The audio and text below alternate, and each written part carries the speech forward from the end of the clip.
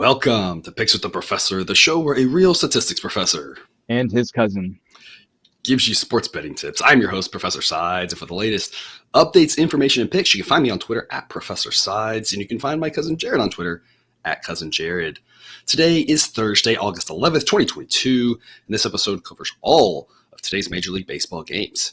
In case you're new here, I've built a mathematical model for win probability and totals using hitter and pitcher projections I've created along with weather data in order to make one moneyline pick on every game that's played 7 days a week, though there are no Sunday shows. That doesn't mean that I recommend you do the same, as my goal in this episode is to share key information about today's games, give you a few things to think on, and explain why the model or I like or don't like a certain play in order for you to come up with picks that you are comfortable with.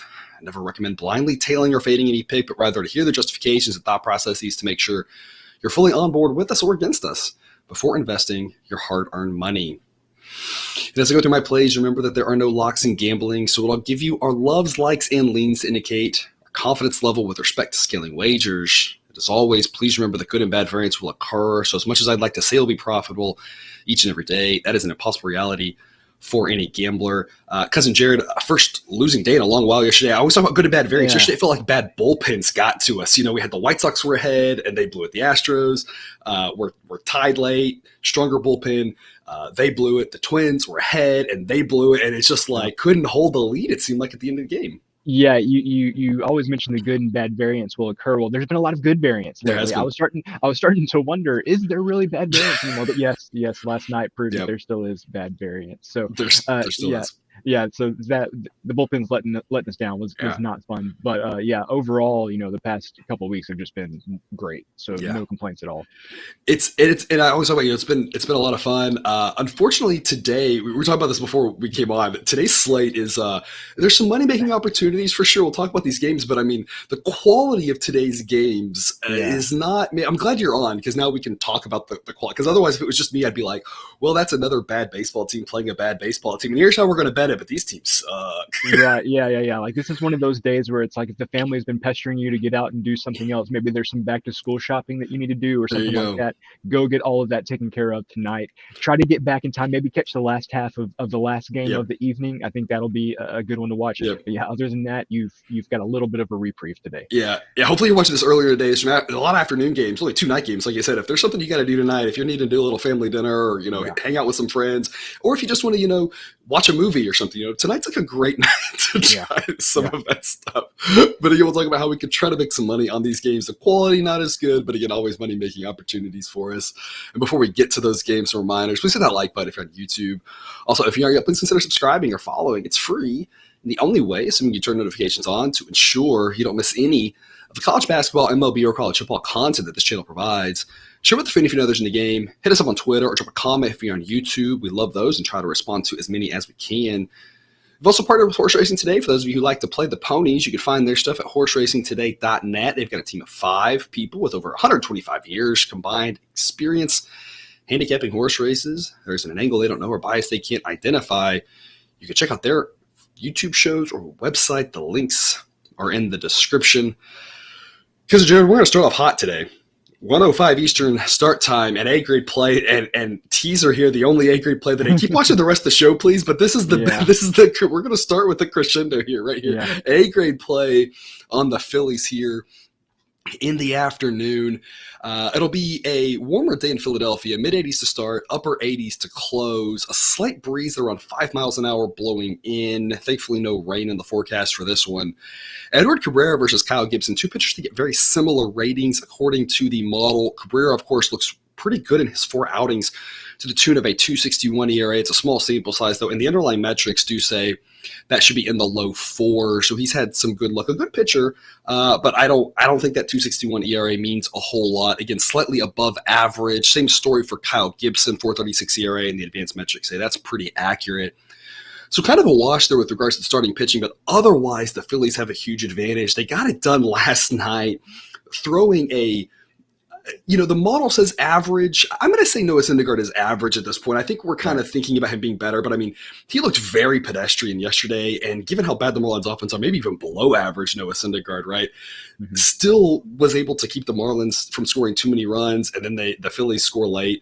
If they can beat Cy Young Sandy there with Syndergaard on the mound, the Marlins will win another game this season, but you have to wonder where, right? Like, they'll play I don't know if they play the Reds again, right? Do they play, do they get the Rockies at home? They're struggling on offense so bad. The Phillies, of course, will have a huge edge there on offense, a huge edge with regards to the relievers. Model says Phillies minus 194, basically says as long as the number starts with a 1, it's an okay play, and all the way down to 160 is an A-grade play. I love the Phillies here. I don't know what else there is to say other than the Marlins are really struggling, and this price isn't nearly as large as it should be with the Phillies at home. Because, Jared, what do you think?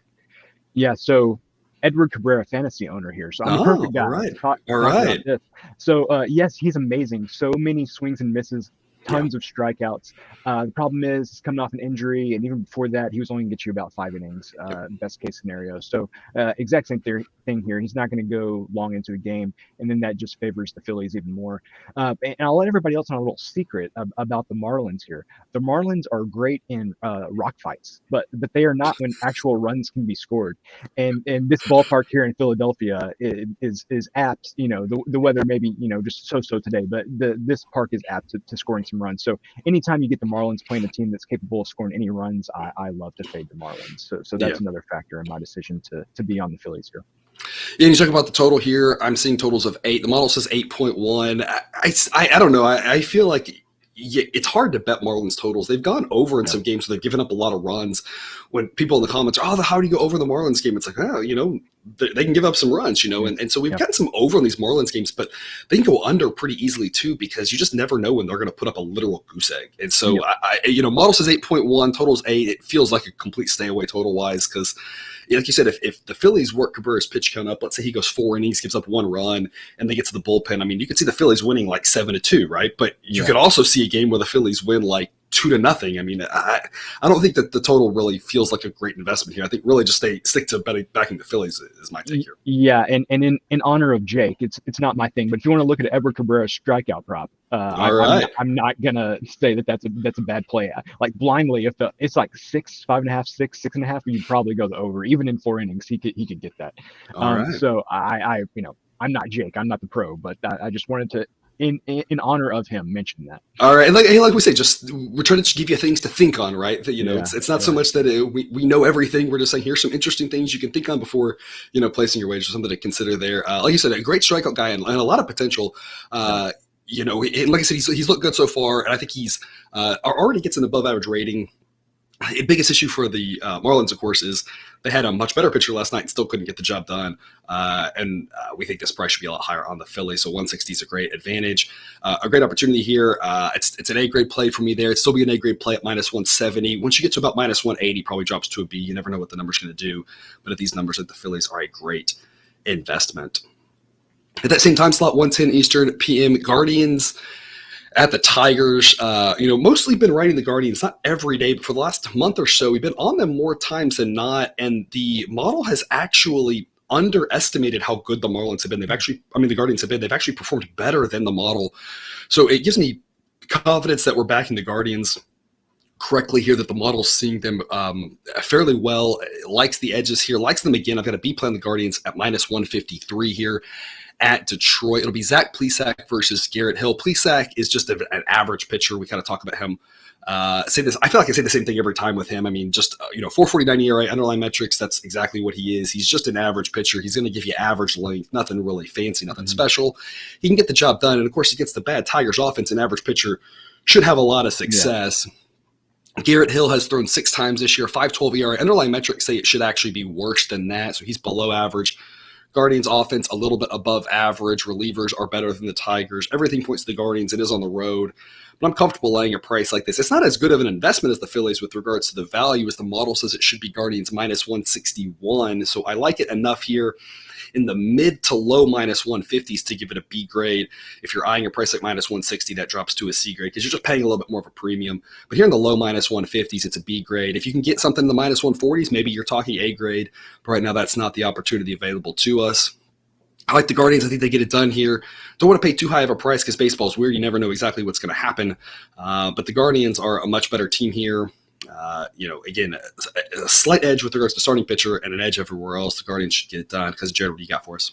So this is one of those things where normally I'm just an A play person, like the A plays, the B plays, and not as sold on those. Got to do a little bit more research. But my research here says, number one, exactly like you said, we've been playing the Guardians a lot here, and they've been really good to us. So I want to keep that rolling. But also, our favorite gag is can we bet on the Mariners? And I believe that I'm correct in saying we cannot bet on the Mariners. We cannot today. No, so unfortunately, it's a sad day. I we didn't talk about that in the intro. It's a sad day with some lower level competition, and we can't bet on the Mariners. It's like, why are we even here? Exactly.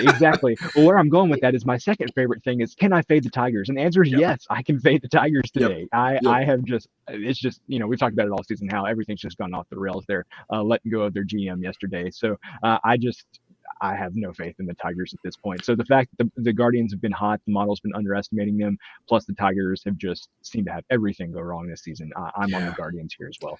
We've talked a lot about the Tigers, a shocking, turn of events for them. I think kind of my third one behind can we fade the Tigers is can we back the Guardians, right? That's kind of another one I'd like to do. It's a nice combo here. I wish the price was a little lower to give it an A grade, but I still think it's worthy of an investment, worthy of a look at least here on them. And did I see that correctly with the Tigers, that now that they're going to let Hinch have some GM control? Did I read that correctly, or did I dream that? I have no idea. I think I saw something. I saw a piece of that yesterday.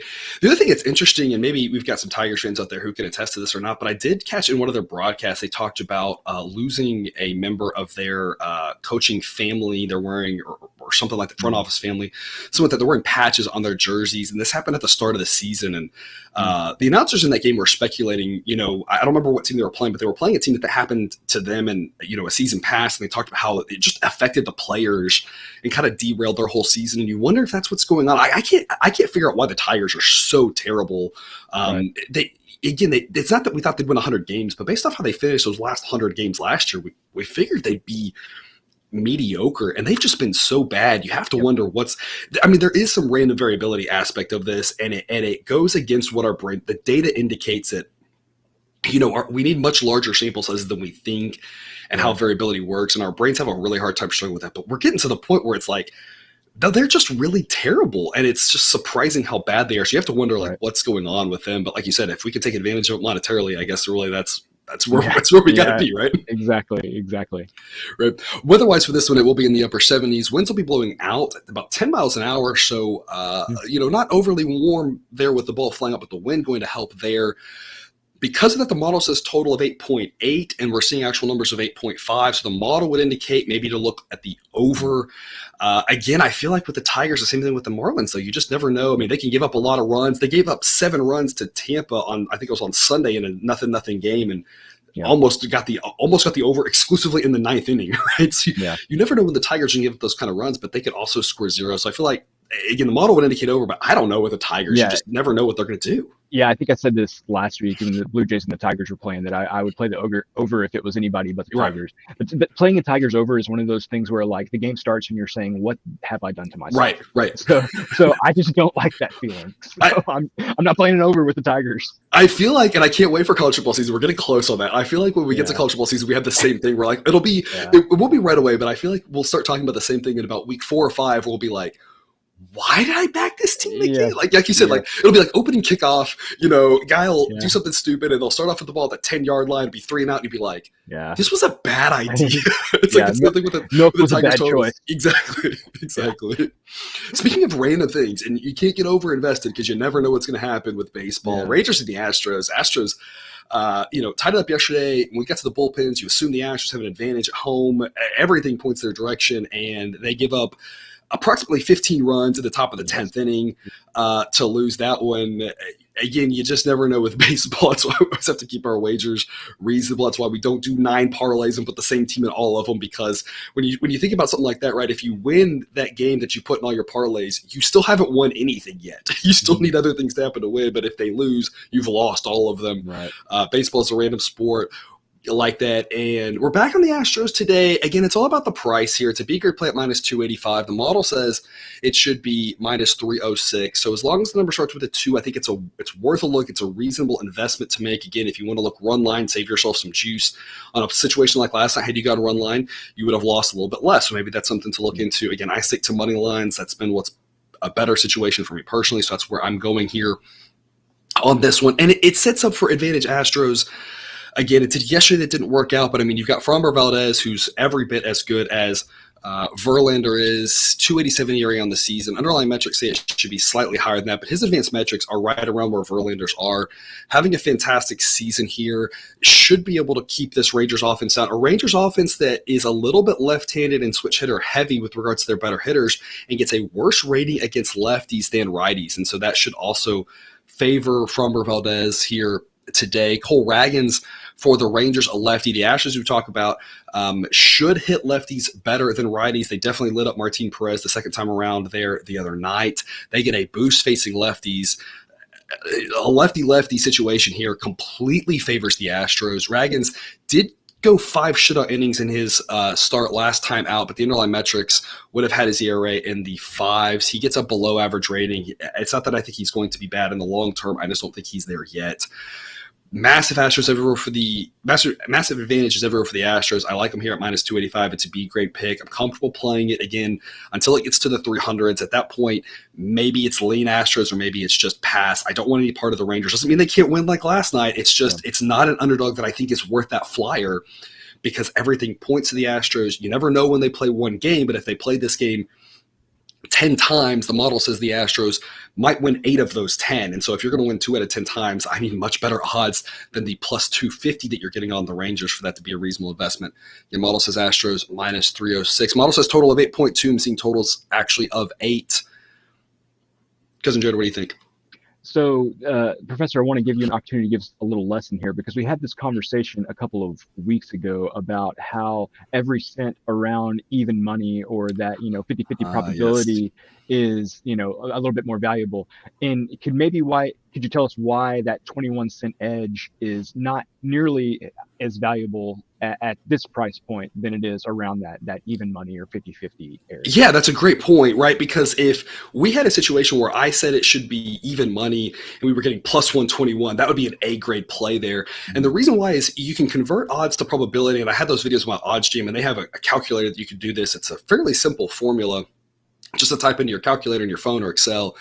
And the idea is when you have a situation like minus 120, we'll say, minus 120 converts to a little over, I believe, 54%. And so a 20 cent difference from minus 120 to even money is over 4% difference. And 4% difference is a fairly large one. Right. What we've seen is that in the model here, that when we get to about 3%, those are the edges that have been really profitable, 3% or higher. So a 4.5% edge would be fantastic. Going from, if I think it should be minus 120 to even money, or even money to plus 120, it would be the same situation. But it's a good point here. There's a 21 cent difference. But when you do that same calculation at these bigger numbers, it's not a linear scale. That 21 cents is not actually 4% here. In this case, it's actually only like 1.2% or something like that when you do the math. And so a 1% edge is not as exciting, because there's the variability that we want to consider is not the variability around the price, but the variability around the win probability. And so because 1% is like, I think there's an edge, but it's not something that I'm really confident in. I think the Astros are a solid look. It's worth looking into, but it's not quite at 4%. I say, hey, even if I'm off by a little bit, I still think there's probably an edge on this side. And so it's actually absolutely a great point that we consider the probability differences, not the money line differences. Thank you for coming to my TED Talk. Yes. So that's why he's the professor, and that's why I am here to get that type of information. I can't explain all that, but I understand what he's saying, and I know that a 21 cent edge at that price is not the same as a 21 cent edge somewhere else. So for that reason, I'm staying away. That's like, unless there's a really big edge at a number like that, I'm not gonna play it, even if it is Fromber, going against a team that's not that great. I just can't do it. So the professor gave you the perfect explanation there, and that's why I'm staying away. It's not quite a large enough edge for me. And it makes sense. And like we always talk about these big numbers, if you want to look at these big numbers and just say it's just not worth it, I totally think that's a reasonable idea. It can really skew your bankroll around having to lay these big prices. And we have to keep in the back of our mind, even given my explanation, that that 21 cents still matters. We're still paying that price, so you can't completely disregard it with what you're paying. But that's something we kind of disregard when trying to figure out if we have an edge. That doesn't mean that if you're shopping around, if you shop around that 21 cents, even though you're only buying 1 percentage point of edge, you're still buying yourself 21 cents of your actual money. And so we want to shop around and try to find 10 cents, 20 cents better, because it doesn't matter if you save 10 cents on an even money game or 10 cents on a minus 200 game, you're still saving the 10 cents. But with regards to the edge, it doesn't tell us that we have as profitable of an edge, if that makes sense. So it's kind of like you have to keep kind of both things in your mind as you're shopping around, but also it doesn't really help us with assessing an edge. Yeah, I know they know it was coming. I was like, as you're starting talking about, like, where is he going? I hope I can explain this. I felt that, but I didn't give you a heads up. No, it was fine. It was more fun that way. People could just see, like, I could just off the cuff, I could just talk about this stuff. 2:10 Eastern, first pitch, White Sox at the Royals. This is one that we actually chatted about. You kind of made the comment before show, like, what are we going to talk about with the White Sox and the Royals? Well, here's what we can talk about with the White Sox. Here's Dylan Cease, of course. Fantastic season, 1.98 ERA. Underlying metrics say it should be about a full run higher, but anytime the advanced metrics at this many innings say you should be in the upper twos, that's a fantastic season. Right. He continues to improve his rating every single night. Definitely a guy that you don't like fading, and that's why I've only got a C pick here on the Royals at plus 160. From a mathematical edge, it would be probably more of a B play, but I'm downgrading it to a C grade because Dylan Cease is just so good and can dominate the game by himself. At plus 160, I don't need a second unit on it. If we win over a unit and a half anyway. So I've got a C grade pick on the Royals. I think it's Royals or pass. It's not that Cease isn't good. It's just everyone else knows he's good too. And I just don't think there's value backing the White Sox at prices like minus 175 or minus 180. It doesn't mean they don't win. It just means I just think the premium's too high in this situation. So the Royals give the ball to Zach Greinke, who's just fairly average at this point in his career, 4.85 ERA. That's where the underlying metrics have him. A guy who's not going to give you a lot of length, which is typically a problem with the Royals relievers. Yep. Royals relievers got it done last night, though. So, I mean, you never really know with baseball here. Price is too steep for me on the White Sox. I'll lean Royals in a game that otherwise the White Sox have a lot of advantages there. In a game at hitter-friendly Kauffman Stadium, a warm afternoon around 90 degrees all day long, a slight breeze in, but the warmth here is why the model says total of 8.3. We're only seeing totals of 8, though, and that's obviously because a guy like Dylan Cease against a subpar Royals offense can shut them down, but the ball's potentially going to fly, so we might see some cheap home runs today. So this is a situation where I might not say I love the over, but I wouldn't just run to the under just because Dylan Cease is pitching, because the weather here is going to lend itself to a lot of home run opportunities, a lot of balls carrying here. Cousin Jared, what do you got for us? So no play for me here. I'm not fading Cease in this spot. If I wanted to fade Cease, it'd have to be against with a better team than the Royals. If I had any lean here, it would be towards the over just because of the weather there. Because when it gets warm in Kauffman, those balls can really start flying out. So if I had any lean, that would be it. But I don't have any play here. Yeah, with weaker pitcher, this is one where the total would easily be 9, and I'd probably be screaming to go over 9. Right. Dylan Cease is kind of the X factor there. So I'm with you.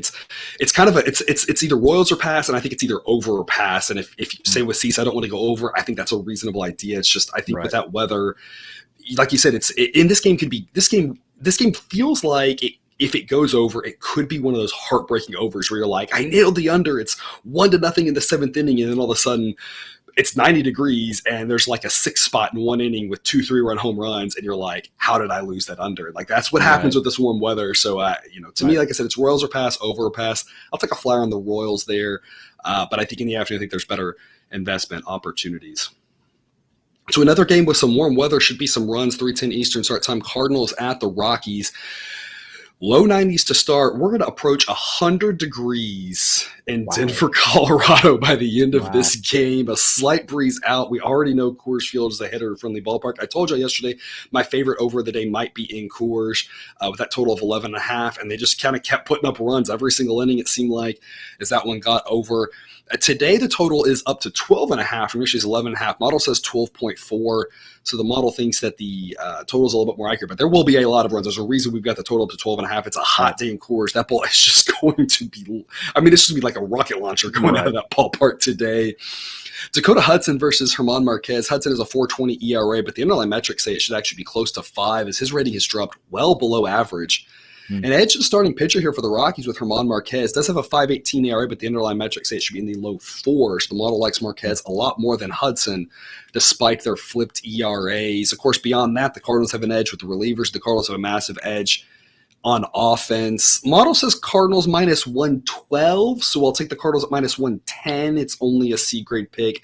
If I was getting more like minus 105, I'd consider it a B-grade pick. Even money, we're starting to really get excited about it. But minus 110, it's an okay play on the Cardinals. It's one I think is worth looking into, but I don't have a ton of confidence. There's a lot of variability around this game with a lot of runs. I mean, anything can happen. And we've seen the first two games of the series teams just explode offensively. And in this weather, you kind of don't really know what's going to happen. So that's why I said I can't get excited about laying odds with the Cardinals here, but closer to even money and more of a coin toss type situation. I think maybe then if the price improves, maybe it's worth a look, but at minus 110, it's not something I'm too excited about here at the moment. Because Judd, what do you think?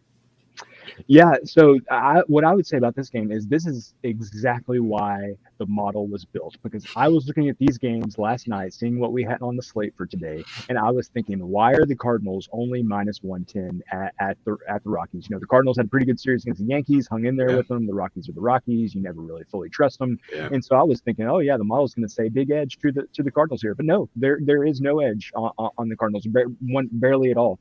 So I'm going to pass here, but I just feel like this is a perfect example of why we have the model and why we kind of put our faith in it, because just the blind eye, I would have been all over the Cardinals here, but mathematically not the best investment. Yeah, and I think a lot of that goes to, again, the model has a pretty decent starting pitcher discrepancy between Hudson and Marquez. And if you just look at their ERAs, you might look at Marquez and say, oh, well, I know he pitched in Coors, so he's probably not that bad. But I don't know if you'd quite realize that Dakota Hudson, again, a pitcher I've been saying for the last month or two, it feels like I didn't really trust, and he's kind of he's looking rough for the most part. And again, that ERA climbing up. Because I'm curious your take on this. Cardinals price drops. Where's the point where you're like, model says minus 112. Is minus 105? Is it even? I mean, I'm assuming even money. Yeah. You're thinking about it. Oh yeah, even money. I'm definitely on it. Honestly, like between like minus 102 and minus 104 or something, I probably want to get it below minus 105. Okay. And I have no mathematical evidence behind that. Like the professor just said, that's just kind of my gut tells me between minus 102 and minus 104 is probably where I would try to get it. Okay, so minus 105 is you're intrigued, but you're not quite to it at minus 105, but better than minus 105. Okay, I think I'm kind of in the same ballpark. I think I'd probably do minus 105, but I'm like, if I get minus 103 or something like that, it'd be even better, right? Yeah. I mean, let's not get into market terms here, but we want to place a stop limit order on the Cardinals at minus 104. So, but that's for another podcast. I think. Yeah, now you're getting over my head. I don't. Yeah. I just, we've got a lot of different rabbit holes we could dive in today, right? Yes, exactly.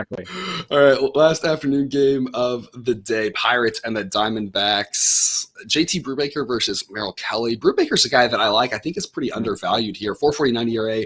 Underlying metrics have him in the upper threes, gets an above average rating. Of course, downside for him, same thing we talk about a lot with the Pirates and a lot of these bad baseball teams is the relievers are bad and the offense is bad. It's just bad baseball. Yeah. Diamondbacks have the same story, bad offense, bad relievers, but a better starting pitcher in Merrill Kelly, 2.86 ERA, probably not that good, but still a fantastic pitcher. Advanced metrics have him in the mid threes. Edge the Diamondbacks in every aspect of this game, but small edges and at home. I think the Diamondbacks are the side I'd rather be on, but this price is way too high to get excited about, especially going against Brubaker. I just can't recommend a large investment against him. Again, I think this Diamondbacks offense a little bit better than the Pirates offense here with righty-righty. I think the relievers maybe a little bit better, even though the Diamondbacks relievers are terrible. And as much as I like Brubaker, I like Kelly more. Games in Arizona, again, I just don't like this price. So it's only a lean for me in the Diamondbacks at minus 174. Model says it should be minus 168. So the model says this game is priced really well. If you can get a better price in the Diamondbacks, maybe you're starting to get excited. But at this price, it's the side I'd rather be on. But I just don't think it's really worth a huge investment.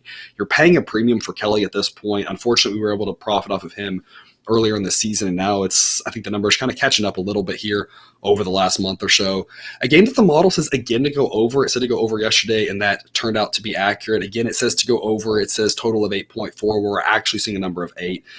It says we talked about with some of this bad baseball, though. It's scary to play these totals because on the one hand, you say their relievers are terrible. Sure, they're going to give up some runs. That's what we saw yesterday with these two teams. But then, of course, you also have the situation where the offenses aren't that good, and they may not score that many runs, especially against above-average starters.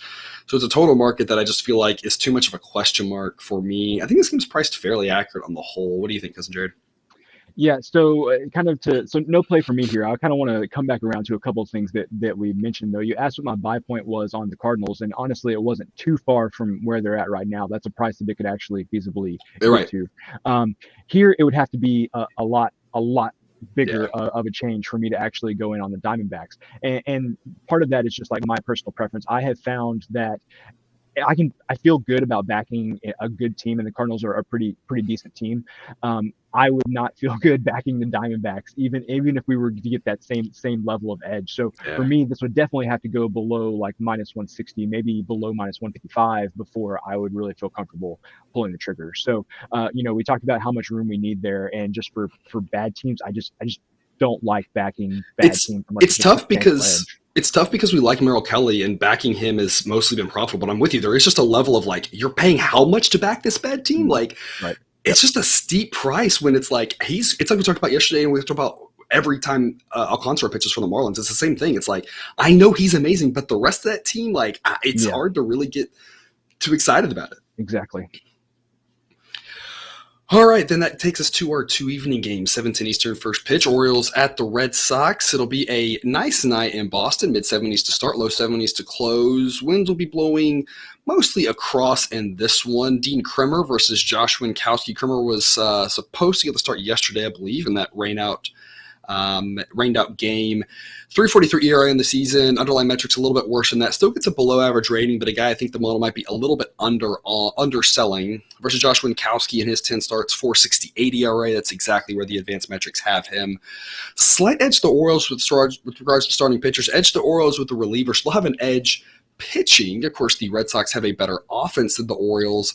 Model says it should be Red Sox -106, who gives the Red Sox a slight edge here, but says in a neutral field, the Orioles are the team to back in this situation. So I'll take the Orioles at +112 with the B-grade pick. I think there's a little bit of value here. I think the Orioles are worth a look, especially if you're getting something in the +110 or better range here. I think the Orioles are the side I'd rather be on, but it's not a big enough edge to get to an A grade. If it gets up in the +120s, that's definitely an A grade, maybe even high +1 teens, but really we're talking +120s is what I'm getting really excited about here on the Orioles with the value they present.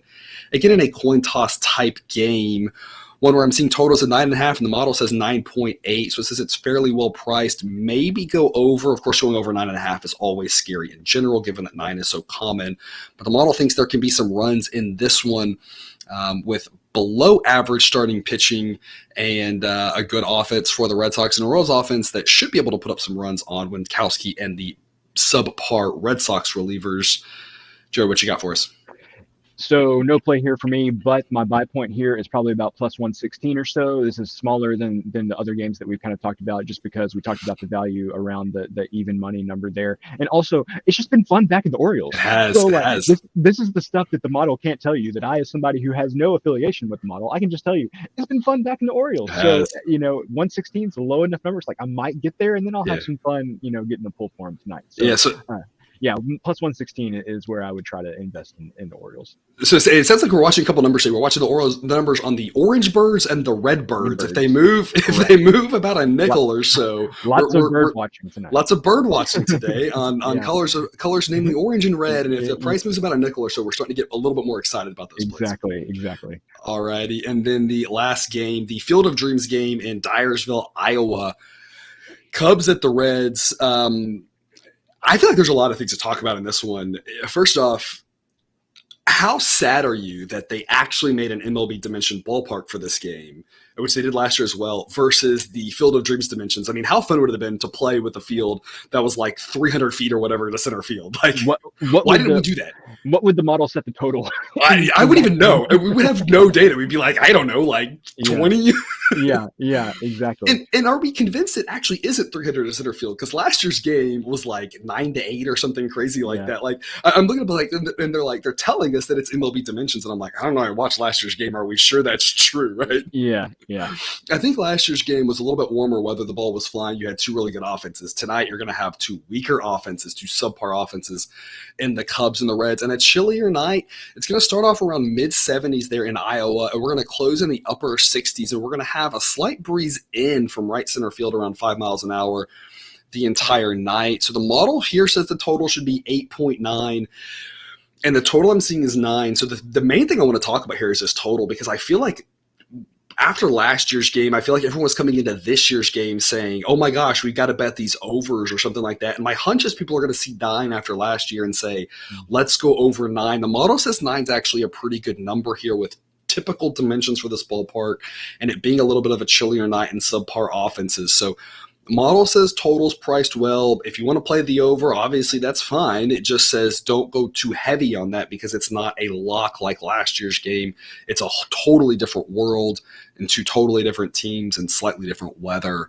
Drew Smyly versus Nick Lodolo. Smiley's fairly average, a 3.97 ERA on the season. Underlying metrics have him a little bit worse than that, but fairly run-of-the-mill. Nick Lodolo, 4.40 ERA, underlying metrics have him in the low fours. Projects better than that, but the model likes Lodolo here in this spot. Of course, the model thinks the Cubs offense is better than the Reds offense, but both offenses do get a little bit of a boost facing lefties.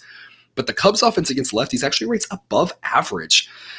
So I'll be on the Cubs here tonight at even money. Only a lean, though, as the model says it should be Cubs minus 106 at this neutral site game. I'm giving no team home field advantage. I do have to imagine there will be more Cubs fans there, but I'm guessing it's not going to affect things too much.